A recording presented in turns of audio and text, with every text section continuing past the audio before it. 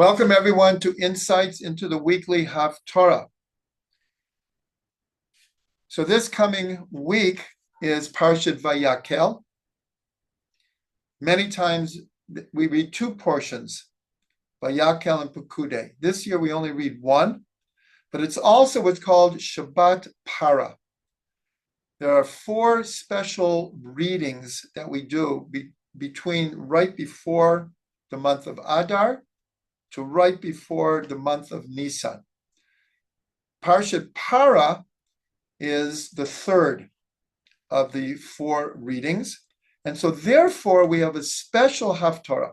All four of the readings, we don't read the usual Haftarah for that Parsha. But what I want to do is I want to go over what would be the usual Haftarah for Vayakel, and then also discuss the special Haftarah for Para. So the usual Haftarah for Yakel comes from the first book of Kings in the 7th chapter. Now the whole parsha of Vayakel is Moshe returns with the second Luchot. This is after 3 periods of 40 days. The first 40 days is to receive the Torah. He comes down with the 2 tablets. They're worshiping the golden calf. That was last week. And then Moshe breaks the tablets. And then he spends 2 more 40-day periods praying for forgiveness and receiving the second tablets. So Moshe, according to tradition, is coming down on Yom Kippur, the 10th of Tishrei. That was, in a sense, the first Yom Kippur. And now, for the first time, Moshe is telling the people about building a Mishkan. We've had a lot about the Mishkan already, but that was all between God and Moshe. Moshe had not revealed yet what the whole idea of building a Mishkan was. So the whole parsha of Vayakel is about building the tabernacle in the desert. So obviously the Haftarah is going to be something about building the first temple. So here in the 7th chapter, it's a specific. And here, what's interesting is Sephardim and Ashkenazim have 2 different opinions as to which Haftarah is read. The interesting thing is they're right next to each other. In other words, Sephardim read from the 13th verse to the 26th verse of the 7th chapter, and the Ashkenazim start on the 40th verse to the 50th verse, but all the same chapter. So it's all about details about building the Mishkan. And here, though, almost all of the emphasis is on just 2 elements in the temple. And both of them, what's interesting is, are not mentioned in the Mishkan. Now we know that the temple in Jerusalem was based on the model of the Mishkan. The Mishkan, though, was a tent. The Beit HaMikdash was a building, but still it had the Holy of Holies, the Holy Ark, the menorah, the showbread, the altar for the incense, and the altar outside for the offerings. That was the basic plan of the temple. But here, in these 2 Haftarahs, 2 different elements are added that were not in the Mishkan. And that was that in the entrance coming into the temple were 2 pillars. 2 pillars. And they were 18 cubits high, which is not tremendous, but a cubit is approximately 1.5 feet. So these are somewhere between 25 and 30 feet high. And they were very elaborate.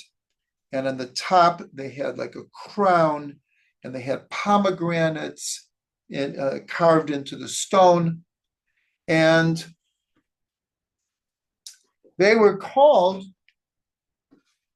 And they're named here in the Haftarah of this of the ones that the Sephardim read. Is called Yachin and Boaz.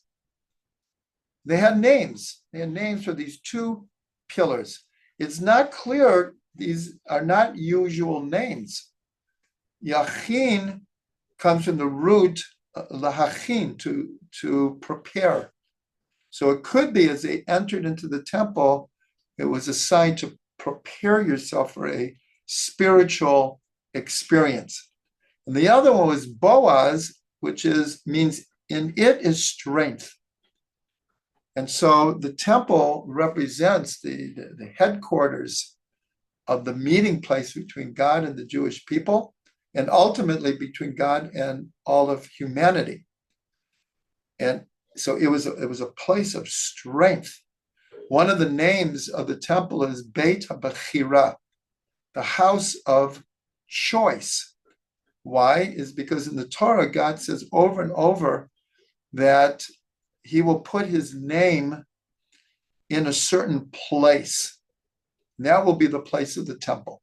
So in this Haftorah, it speaks extensively about these two pillars and what was called the Yam. Now in the Mishkan, this is somewhat based on the model. There was a laver of water that when you entered in to the temple, especially the Kohanim, they had to wash their hands and feet. And so there was a special laver. Here in the temple, Shlomo built this huge, it was called the Yam, meaning the sea. There are different opinions, but one of the opinions is it was big enough to hold 16,000 gallons of water. It was this huge sea, like a yam. And we know that the temple and the Mishkan were a microcosm of the whole universe. So this did represent all of the seas in a certain way, and the idea of purity. So what's interesting is on Shabbat, many people have the custom of reading a beautiful, beautiful poem song called Kel Mistater, God who is hidden. And it goes through the 10 sfirot in order. And each of the stanzas mentions the name of the sphira. In Hebrew, the poetry is magnificent. It just flows. And it gives over the essence of each of the sfirot in very few words. So what's interesting, though, is when we get to one of the stanzas is for Netzach, and the next one is for Hod.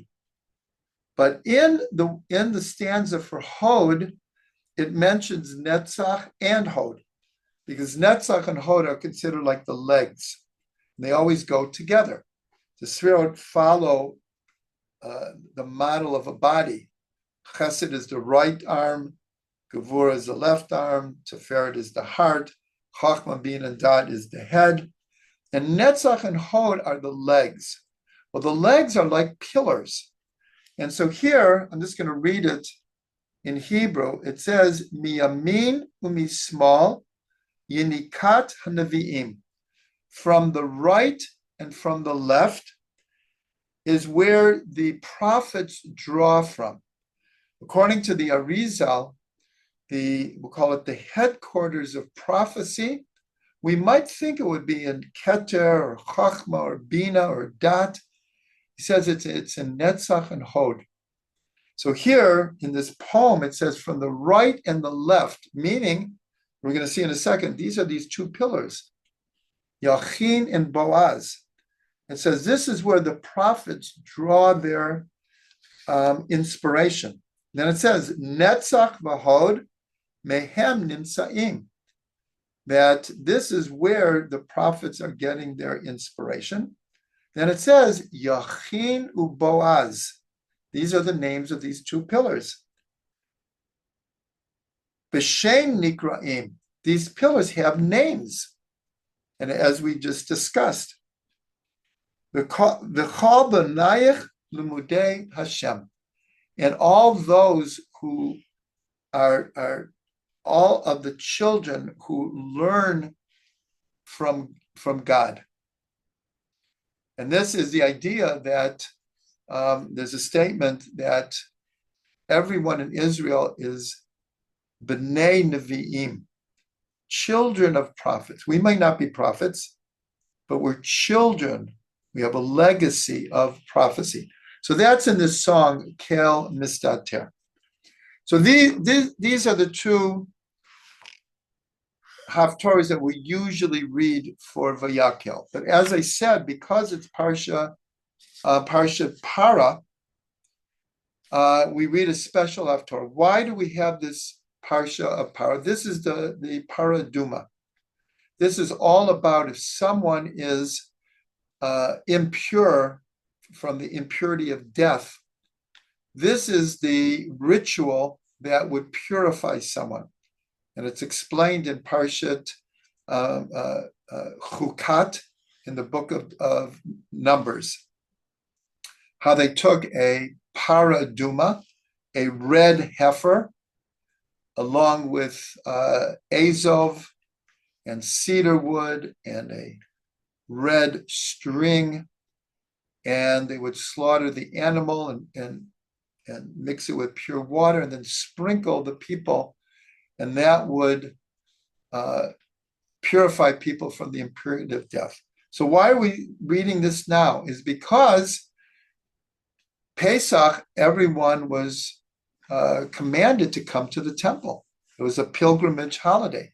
And you couldn't enter the temple if you were impure. So people had to do this ritual in order to be able to bring the Korban Pesach, the Paschal offering. So we read it now. We don't have a temple. We don't have the Pesach offering. But we read it as a remembrance that Pesach is coming and it's time to purify yourselves to be able to go into the temple.